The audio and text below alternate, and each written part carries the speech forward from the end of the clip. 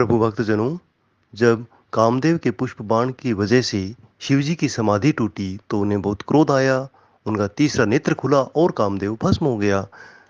शिवजी के इस गुस्से को, क्रोध को कम करने के लिए सभी देवता, ब्रह्मा जी, विष्णु जी सब वहां प्रकट हुए। विष्णु जी, ब्रह्मा जी और समस्त देवता वहां गए जहां कृपा के धाम शिव जी विराजमान थे। सभी देवताओं ने शिव जी की अलग अलग प्रकार से स्तुति की।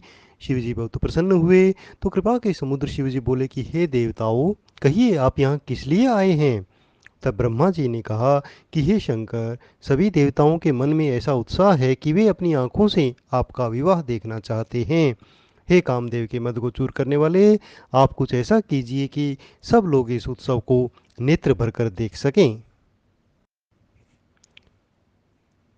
ब्रह्मा जी की प्रार्थना सुनकर और प्रभु श्री रामचंद्र जी के वचनों को याद करके शिवजी ने प्रसन्नता पूर्वक कहा, ऐसा ही हो। तब देवताओं ने नगाड़े बजाए और फूलों की वर्षा करके जय हो ऐसा कहने लगे।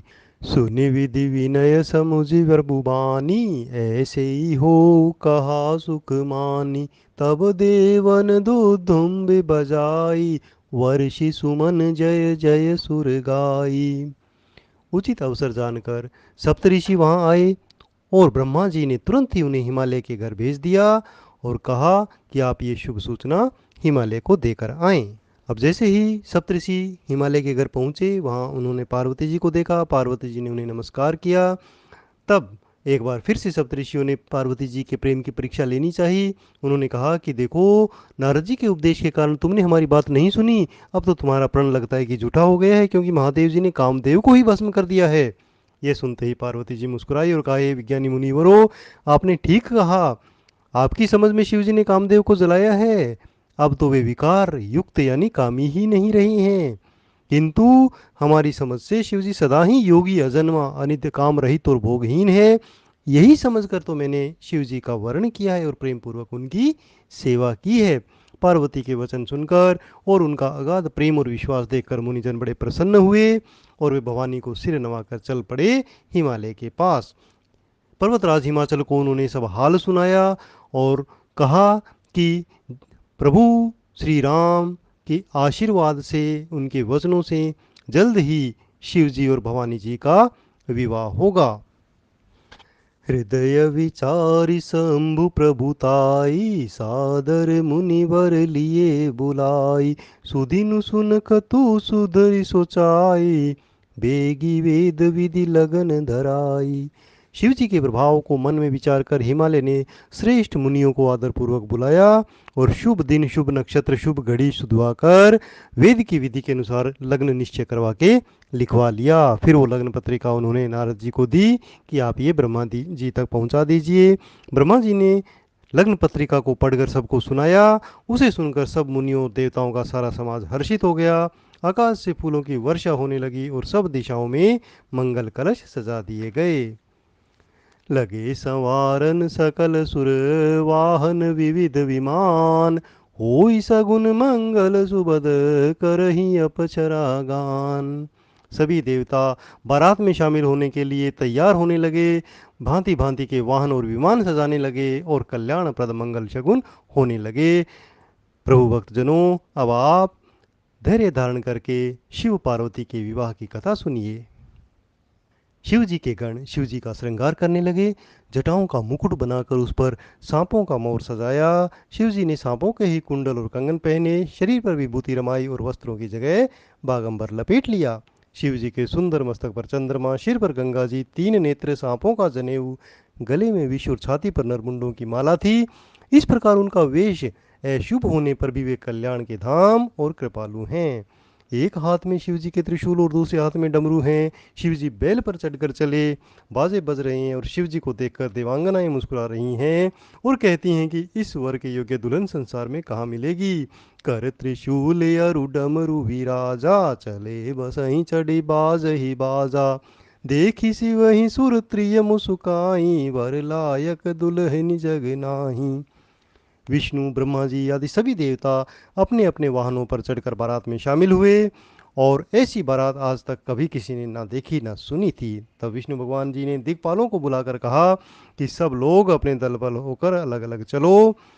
बरे अनुहारी बरातन भाई, हंसी करे हु पर पुर जाई। विष्णु वचन सुनी सुर मुस्काने, निज निज सेन सहित बिलगाने। और सभी देवता उनके साथ साथ चलने लगे। महादेव जी यह देखकर मन ही मन मुस्कुराते हैं कि विष्णु जो भगवान है वो व्यंग्य वचन कह रहे हैं। अपने प्यारे विष्णु भगवान के इन व्यंग्य वचनों को सुनकर भी जो शिव जी थे वो बड़ी प्रसन्न हुए और उन्होंने अपने भृंगी को गण भृंगी को भेजकर सभी गणों को बुलवा लिया। शिव जी की आज्ञा पाते हुए सब गण भी चले आए और स्वामी के चरण कमलों में सिर नवाकर तरह तरह की सवारियां और तरह तरह के वेश वाले समाज को देखकर शिव जी मन में हंसे और वो बारात रवाना हो गई। कोहु मुखहीन विपुल मुख काहू, बिनु पद कर को बहु पद बाहू।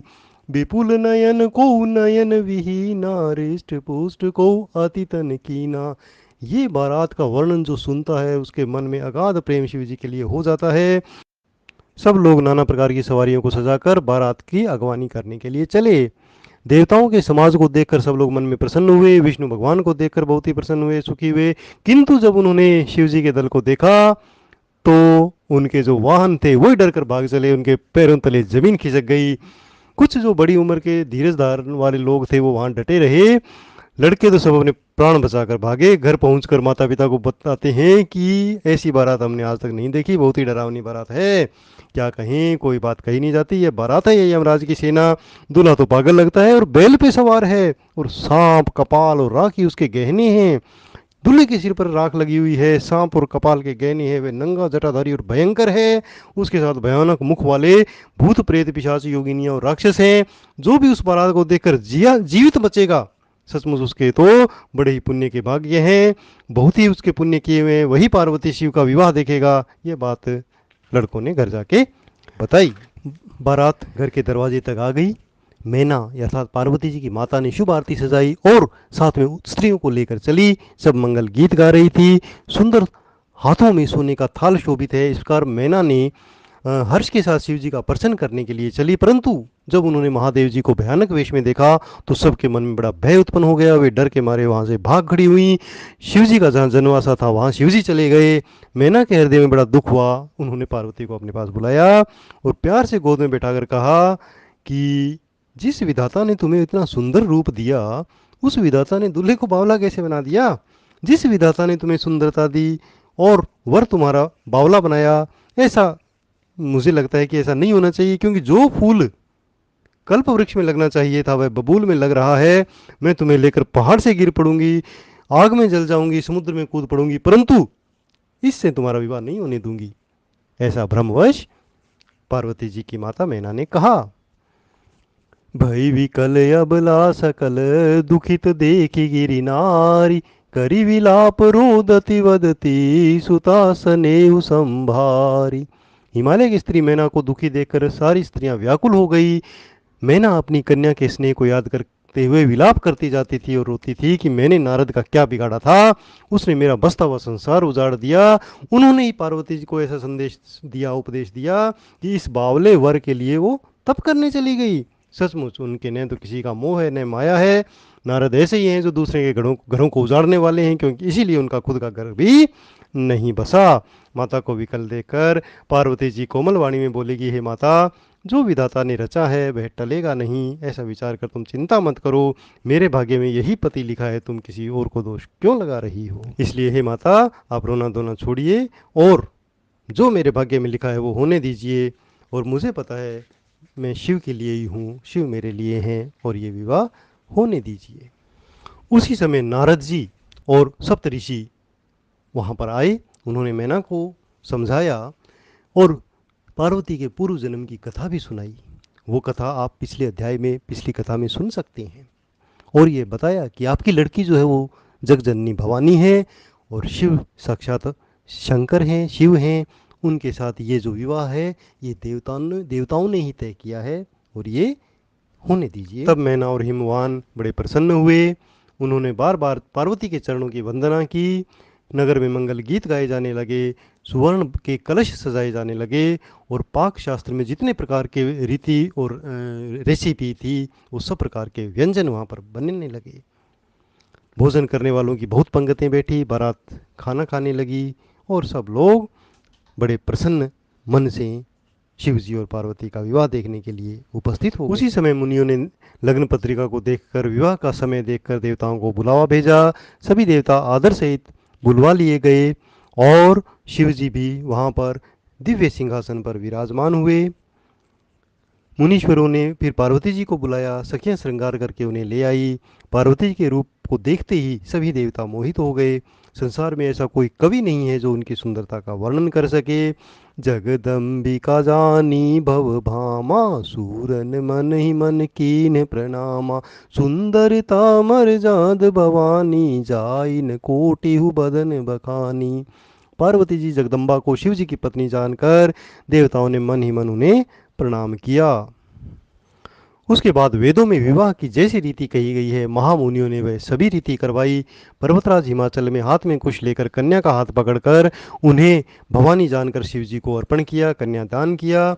जब महेश्वर शिव जी ने पार्वती जी का पाणी ग्रहण किया, तब सब इंद्रादि से देवता बड़े प्रसन्न हुए। श्रेष्ठ मुनिगण वेद मंत्रों का उच्चारण करने लगे और देवगण शिव जी की जय जयकार करने लगे। बोलो भगवान शिव की जय, पार्वती माता की जय। इस शिव विवाह की कथा को जो भी सुनता है उसके सभी मनोरथ पूर्ण हो जाते हैं। बोलो भगवान श्री रामचंद्र की जय।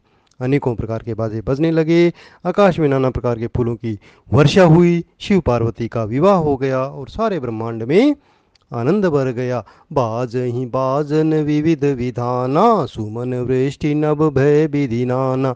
हर गिरि जाकर भयउ विवाहु, सकल भुवन भरि रहा उचाहु। जय सिया राम।